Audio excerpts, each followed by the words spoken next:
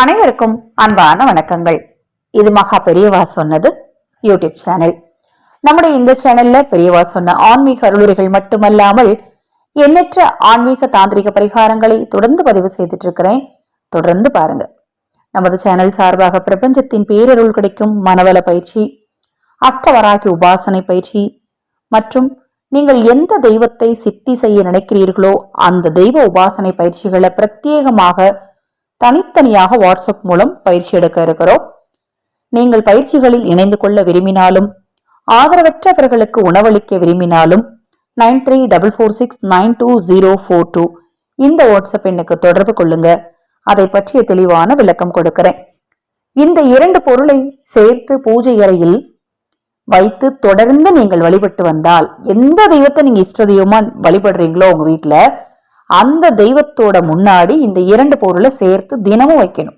தினமும் வச்சுட்டு அதை நீங்க தானமா கொடுத்துடணும். ரொம்ப எல்லாம் செலவாகாது.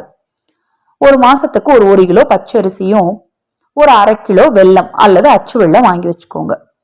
தினமும் காலையில நீங்க வெளியில போறதுக்கு முன்னாடி பூஜையில போய் ஒரு தீபம் ஏத்தி உங்க இஷ்ட தெய்வத்தை மனதார வேண்டிட்டு ஒரு சிறிய கிண்ணத்துல கொஞ்சமா பச்சரிசியும் ஒரு அச்சு வெல்லமும் வச்சிருங்க. இல்ல நீங்க மண்டவெல்லம் வாங்கி வச்சிருக்கீங்கன்னா ஒரு துண்டு மண்டவெல்லம், அதாவது அரிசியும் வெல்லமும் இருக்கணும். பூஜையில தொடர்ந்து வச்சுட்டு வாங்க. காலப்போக்கில் உங்களுக்கு அது பழக்கமாவே ஆயிடும். ஏன்னா ஒவ்வொரு நாள் கூட கூட நீங்க நினைத்ததெல்லாம் நடக்க ஆரம்பிக்கும். அப்பதான் உங்களுக்கு புரியும் அதோட சக்தி. நேர்மறை ஆற்றல் உங்ககிட்ட பெருகும். உங்க வீட்டு பூஜையறையிலும் ஆகட்டும், உங்களிடமும் ஆகட்டும், உங்கள் இல்லத்திலும் ஆகட்டும், தெய்வ சக்தியானது கூடி வர்றதை உங்களால உணர முடியும்.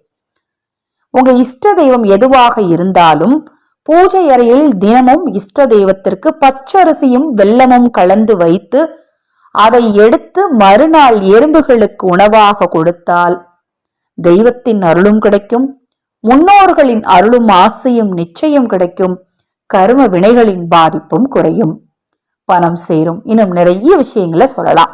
இந்த எளிதான பரிகாரத்தை நீங்க செய்யறதுக்கு நாள் நட்சத்திரம் நேரம் எதுவுமே பார்க்க தேவையில்லை.